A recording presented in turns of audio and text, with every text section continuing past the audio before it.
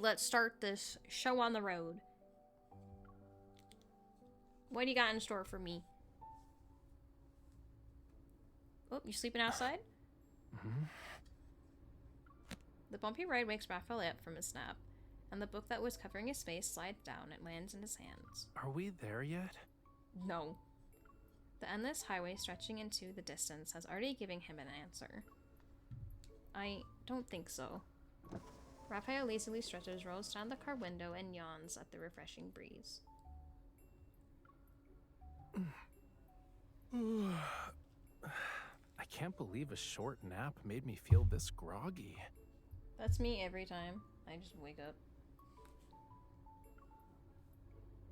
2 hours is a short nap for you? It was that long? We've been driving since, like, forever, and we're still not there? You sound like me when I was a child. Are we there yet? Are we there yet? No. I also want to know why we're not there yet. The navigation system isn't showing our destination anymore either. Uh-oh, our real-time location shows us traveling through a blank area. We haven't seen a lot of cars on the road. It doesn't make any sense. Isn't this supposed to be a famous tourist destination?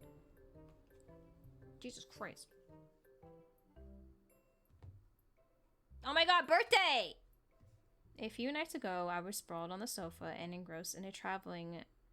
I think this is memoir I found at a second-hand bookstore. I thought you were reading a new interesting novel. Why is it this travel memoir again? Memoir, that's what it's called. That's how you say it. That's how memoir is spelled? What the fuck? Whose house is this? We've been as a family. Like, hell yeah! Whose house is this? Ooh! How many times have you read it? Aren't you tired of it? Hi. Okay, what up? Raphael probably can't restrain his curiosity, so he pulls the book from my hands. It's my lifeline. Once this busy period is over, along with the next one, I might get the chance to travel. Maybe he's genuinely curious about what makes this book so captivating. He settles into the sofa with it and begins carefully flipping through the pages. I'll mark a few more places I want to visit, so when the time comes, I can just pack up and go.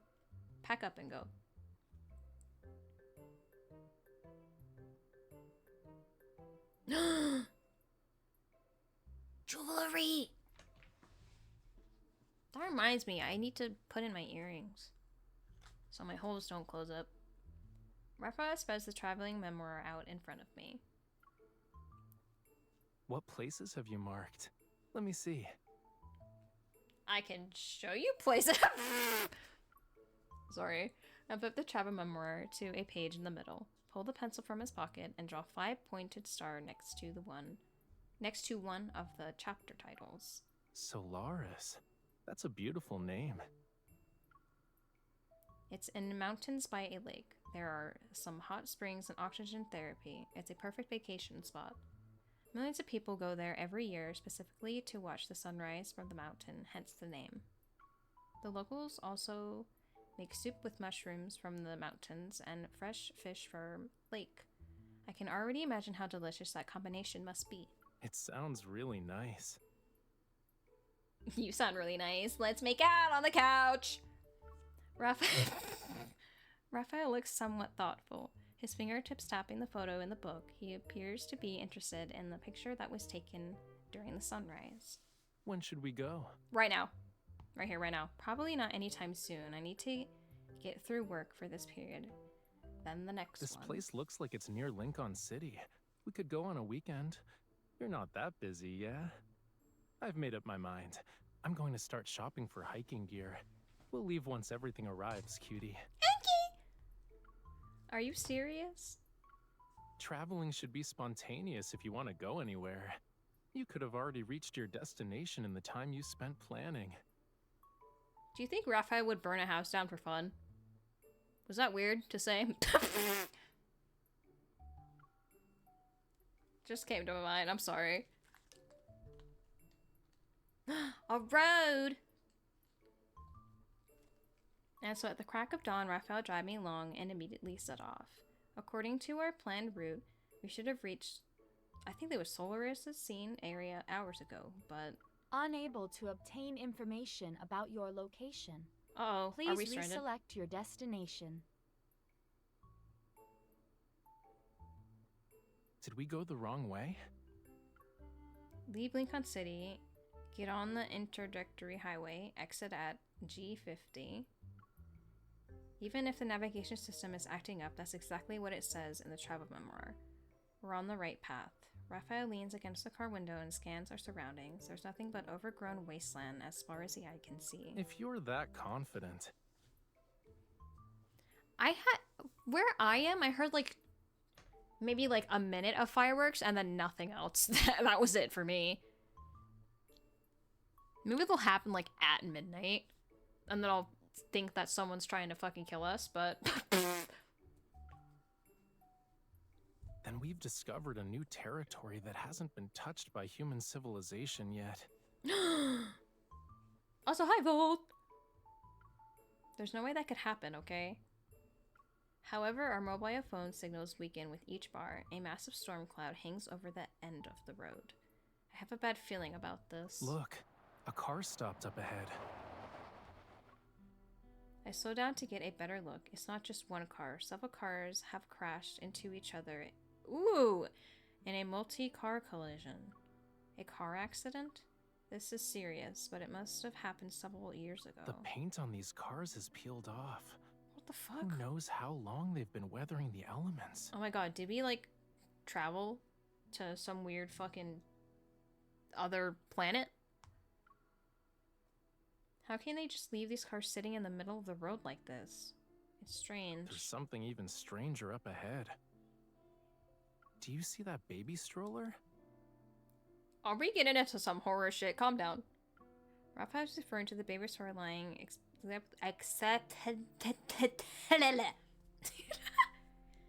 that big ass word across the road. Its wheels covered in moss and its sunshade possessing a gaping hole. Did someone abandon it here when they were halfway through their journey? What kind of emergency would make someone abandon a baby stroller on the highway? We probably haven't stumbled into the ruins of human civilization. It's actually a place people left behind and forgot about.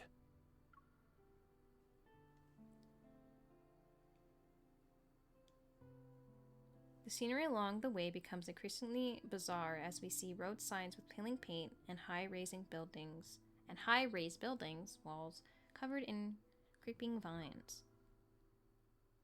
When I see Solaris at the end of the road, I can hardly believe my eyes. We're here? Yeah, we are. It's just really, really different from what we expected. I note the dust, fallen leaves, vacant storefronts, and abandoned vehicles. I guess we've arrived at a ghost town. Yeah, I guess we have. Endless rows of empty buildings loom under oppressive shadows filled with an eerie, unsettling silence. Let's take a look. I'll be like, can we go home now? I don't like it here. Raphael and I get out of the car and walk along the road. What's going on? Judging by these tourist attraction posters and visitor notices on the walls, we're in the right place. Yeah, I saw that restaurant in the traveling memoir. But someone pressed the pause button on time overnight. The restaurants, hotels, and souvenir shops lining both sides of the road still display their signs, yet the buildings are empty and abandoned. They're shrouded in deathly silence. Suddenly we come across a motorcycle that's been sliced in half. Jeez, it's a clean cut too. I think I know what caused this. Around us is a scene of familiar devastation. Okay. Signs had fallen from above and telephone poles were severed by sharp blades. Did everyone just die here? Don't be sad. Raphael follows my gaze and quickly understands. Wanderers. Nah. That explains it. Bastards. When wanderers first appeared, many cities were damaged and people were forced to evacuate. They left behind one empty city after another. This place was probably unlucky enough to become one of them. Once they appear, the scenic lakes and mountains, hot springs, and local cuisine instantly vanish. Damn, dude. People back then must have fled in a frantic, terrified rush, so they left behind He looks around and shrugs helplessly. whatever was left behind. Only the nameless red flowers swaying at street's corners bloom with fragile... yeah. There's no point in staying here now. Why don't we head back? Raphael doesn't respond. He quickly turns and walks into a roadside gift shop. I'm gonna scream if there's like a random ass human in here. Although no one has maintained it, everything in the store is still well preserved. Raphael picks up a hacking pole from the shelf. What's this made of? It's lightweight and collapsible. Is this technically stealing? You're robbing the place. It's actually 10 times cheaper than what I bought online. If I had known, I wouldn't It's have bought technically the free, equipment ahead Raphael. of time. I could have just gotten everything ready-made. You're right. The products here are cheap. You have a fat ass. Raphael, look at this bag. Isn't it cute? He takes the backpack from my hands and carefully reshapes the monkey. Sorry. From my hands and carefully shapes the monkey's flattened head, and it returns to its fluffy form. Now it's very, very cute. You want to know a fun fact? Bringing up the shed again. When I was a wee little child, I was obsessed with monkeys. I still like them, but I had a bunch of monkey stuffed animals in that shed. Every box I opened with stuffed animals, boom, monkey. This monkey seems to be their local mascot. There are lots of monkey keychains in front of the cash register too. Maybe the monkeys live on the mountain. We can look for them when we go hiking. Huh? Huh? You look just as clueless as this cutie patootie. You call me a cutie patootie? He picks up a monkey hat and puts it on my head. His expression says that he knew just how well the hat would fit me. Are we still going up the mountain to watch the sunrise? We already know what happened to this place. Shouldn't we just go home? What do you mean? Of course we're not heading back. The city has been evacuated, but the scenery should still be here. Wouldn't it be a waste if we don't hike and watch the sunrise? We're already here. Well, but... If we go back now, that means you spent your entire day traveling. And after resting, you'll be working again. Are you sure that's how you want to spend your vacation?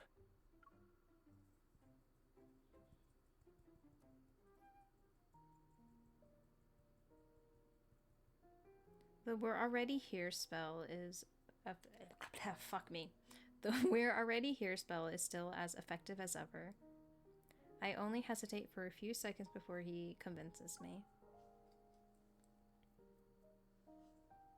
When we leave the shop and return to the street, the gloomy sky has darkened considerably. We just need to find somewhere to spend the night. Raphael actually realizes a problem before I do. This has never happened before. There are Jesus Christ. There are vacant hotels everywhere. We can just pick one and make do for the night. That's not okay, cutie. Accommodations are an important part of the traveling experience. We can't settle for the bare minimum.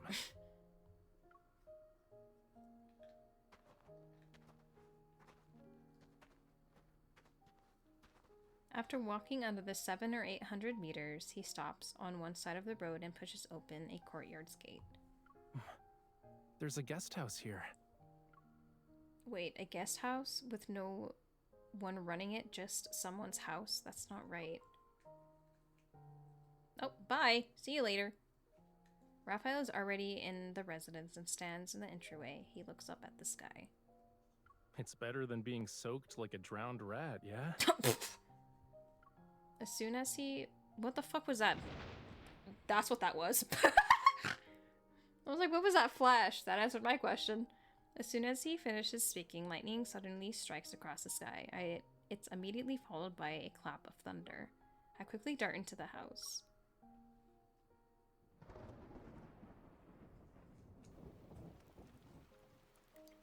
Sure enough, I thought that's a tortellini. Jesus Christ.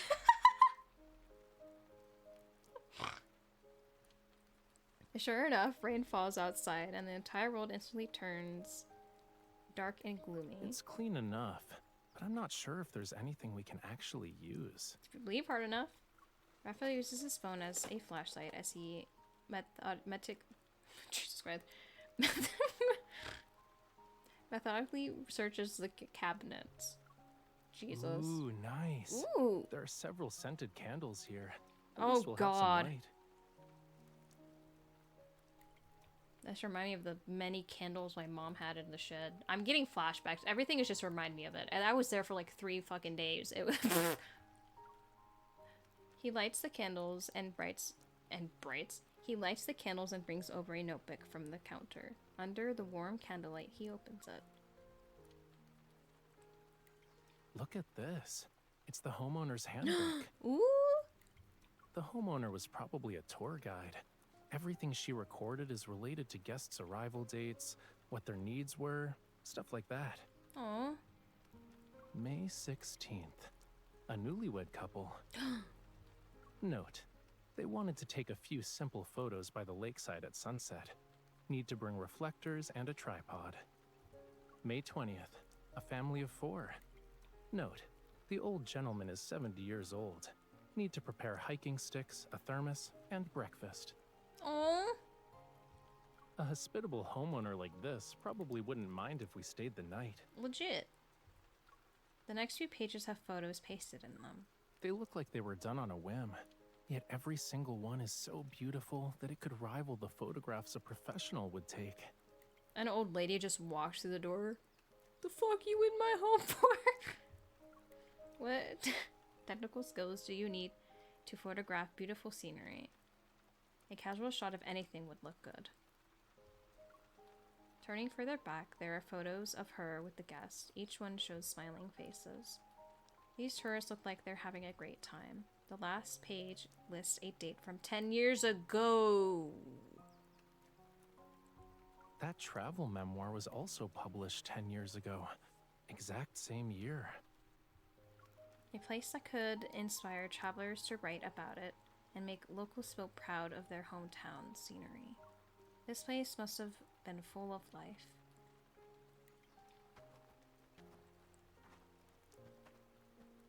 I walk to the window and gaze at the empty city with dark clouds above it. I generally feel sorry for what it's become. The interface here is still mostly intact. The buildings haven't been completely destroyed. Why hasn't anyone come back? What a shame. The streets, washed by the rain, answer me with the creak of a broken light boxes. I see those red flowers blooming in the corner of the wall once again. The petals and stems seem to have crystals on them. They mysteriously refract light in the darkness. That's not right. Something's off.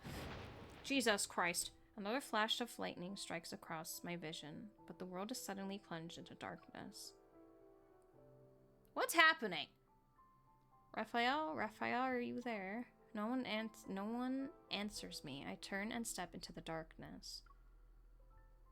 My foot doesn't land on stable ground. I fall forward instead. Hey, yo! I don't know what's happening. What the fuck is this? I don't know what's happening. The weightlessness makes it feel like my heart has been thrown into the air. Is anyone there? Hello?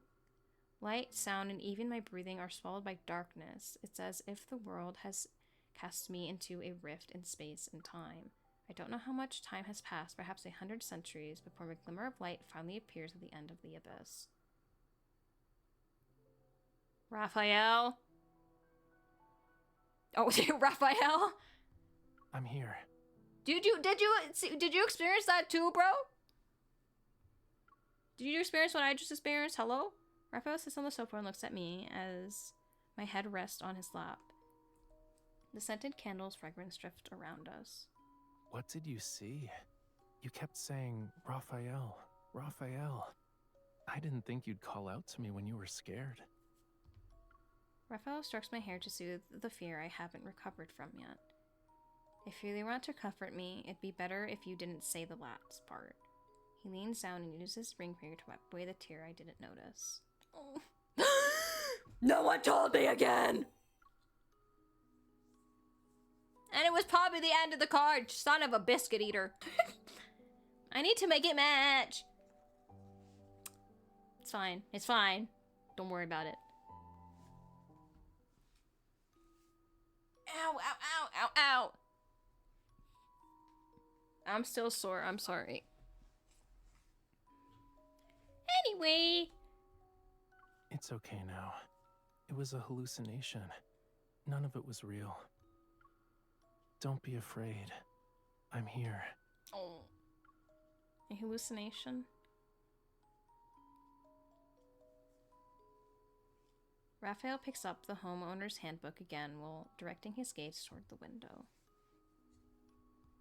The red flowers are the reason why no one has returned. Let's fucking burn them then.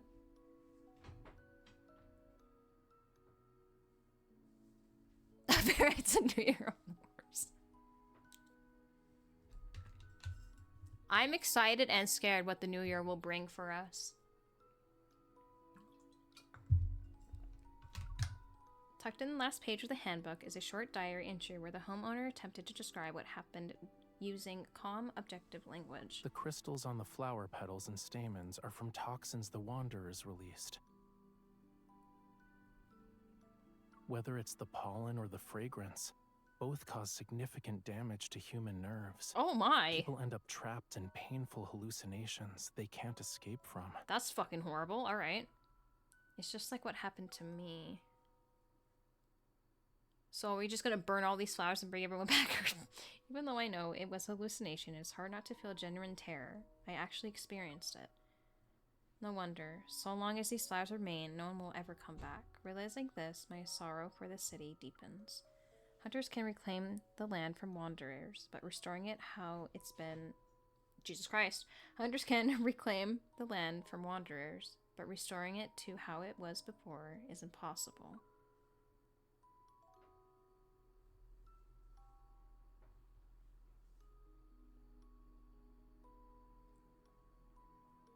Deep in thought, Raphael looks out the window. If it stops raining tomorrow, should we go hiking to watch the sunrise? But the sunrise here isn't what it used to be. I wonder what it would be like to look at the city from the mountain. Raphael Smith! You pick. Since things have turned out like this, I don't want have. What? You pick. Since things have turned out like this, I don't have any plans for the trip. There we go. Jesus Christ, my brain. If the rain is gone by the time we wake up, we can decide then. What do you think? I think that Infold really needs to add a dyslexia font low-key, but it's okay.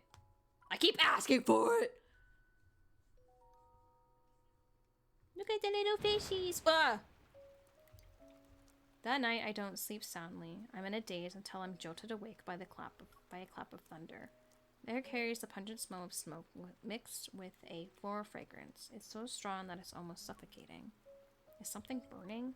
No one is next to me. As soon as I turn my head, I see towering flames from the window. What the fuck?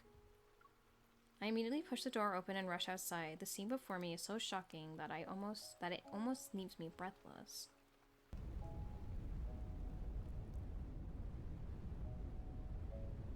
Oh, great. I didn't think that this would be kind of like, you know, like, sad, but we move. Beneath the twirling downfall, unextinguished flames rage. The scorching fire devours the night more fiercely than the storm itself. The crystals attached to the flowers shatter within the flames. Did Raphael burn this whole fucking place? Excuse me? At the suburban lakeside, Raphael stands in the center of the scorched earth. The wild fire's glow illuminates his profile that's been drenched by the heavy rain. Raphael, how long have you been standing here? Every inch of his skin is as cold as ice, and even warm light in his eyes seems to have been soaked by the rainfall. It appears dimmer. I was just thinking about waking you up. A spectacular sight like this isn't something you see every day. Why? I couldn't sleep. When I woke up and saw these flowers, I felt uncomfortable. Honestly, fair. These flowers are beautiful. It's a shame that the hallucinations they bring are far from being pleasant, though. So after thinking it over, I decided it's better to burn them. I'll be eliminating any possible troubles in the future. Didn't I say literally we should burn them? I think I said that. I don't remember. Even with his smile, his eyes were unfocused for a moment. Have you been standing in the field of flowers this whole time? Raphael looks around and realizes what I was worried about. Are you curious about what I saw in the hallucinations? Maybe? It wasn't real. I'll count to 3 and you'll fight for Jesus Christ. It wasn't real. I'll count to 3 and you'll forget about it immediately. 1, 2, 3. Raphael cooperatively puts on a bewildered expression as if to say what just happened. Don't worry. I already forgot about it. And yeah, they're all fake. But some of them were real. Uh-oh. He doesn't continue, and I find myself thinking maybe he's too good at dealing with this kind of pain. That's fucking horrible, alright. Can I lick that sweat off? Sorry? I'm sorry. After a brief silence, he gently flicks my forehead. At the very least, I'm certain about one thing. You won't let any tragedy happen between us. Exactly. So, everything will be fine. I'll just refuse to believe the hallucinations are my reality. Damn. He quirks an eyebrow, and flames more brilliant than crimson engulf the swaying flowers. I invited you to see the sunrise with me, and this is the sunrise. It might be the most extraordinary sunrise I've ever seen. You're about to make the entire city rise from the ashes. Of course. We're already here, right?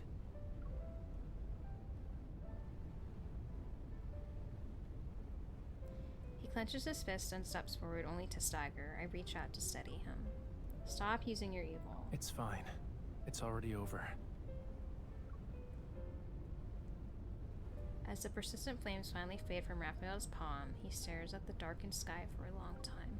I just don't know when the rain will go away. Maybe it'll stop soon, since we've already decided to go up the mountain. Let's not worry about whether it's sunny or rainy. I looked it up earlier. Today's sunrise is at 5:20 a.m. So we should get up at 4 a.m. Jesus, no. But it's already 2. The sunrise doesn't care about how many hours you slept. Fine. I'll do the sunrise a favor and try getting up early for once.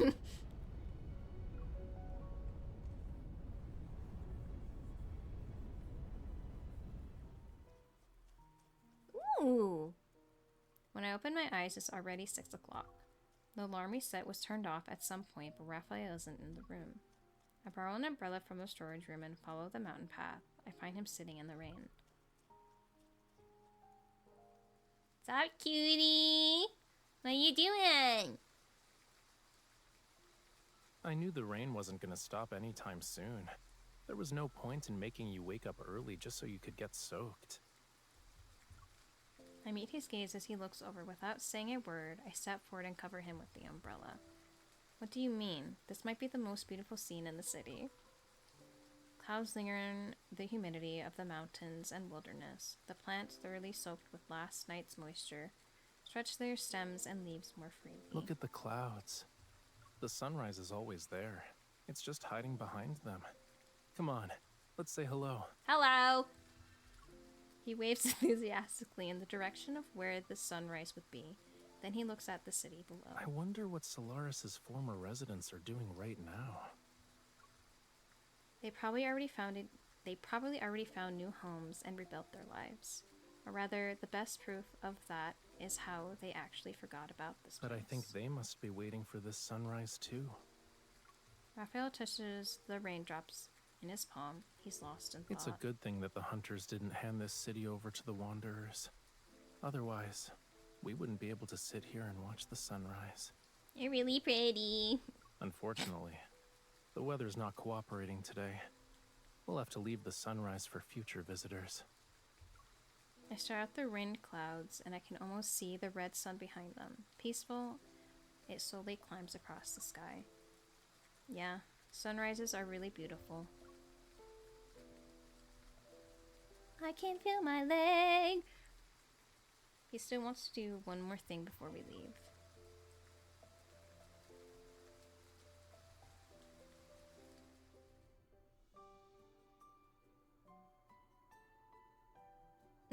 God damn it. Are you thinking about how to pay? Raphael spent the whole morning selecting several boxes of paint in the supermarket. But there's an issue now that he's at the checkout counter. I only brought my credit card and it doesn't look like they accept that here. I already knew that'd be the case.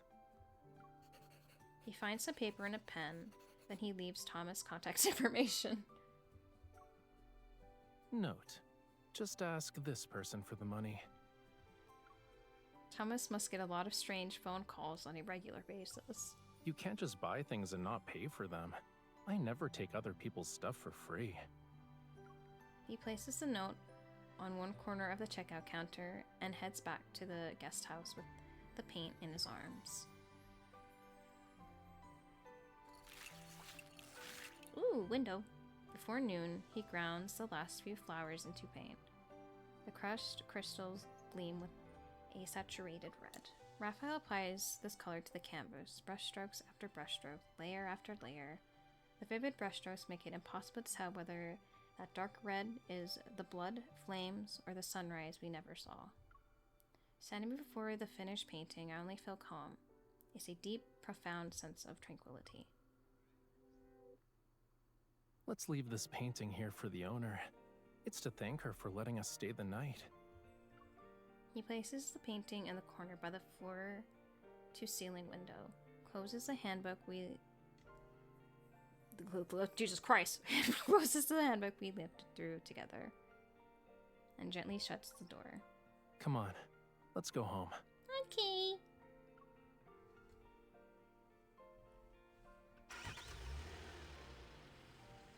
Just as we're about to drive out of the city, two deer poke their heads out from the mountain. Their big eyes blink as they watch our car. Deer, the deer! Raphael, look! There must be a lot of animals in the mountains. I excitedly want to point them out to Raphael, but I see he's already asleep in his seat. I reserve his peaceful expression before shushing the passing deer. The city must be coming back to life from its deathly silence. Maybe one day, it'll welcome old friends who haven't returned home in ages, and new visitors who are full of anticipation. I can't help but place a gentle kiss on Raphael's cheek. Sure enough, the corners of his lips curve up slightly. He's pretending to be asleep again.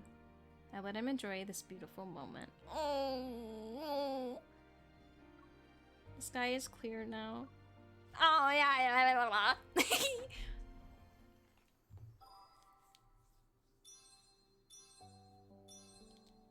I enjoyed that. I very much enjoyed that.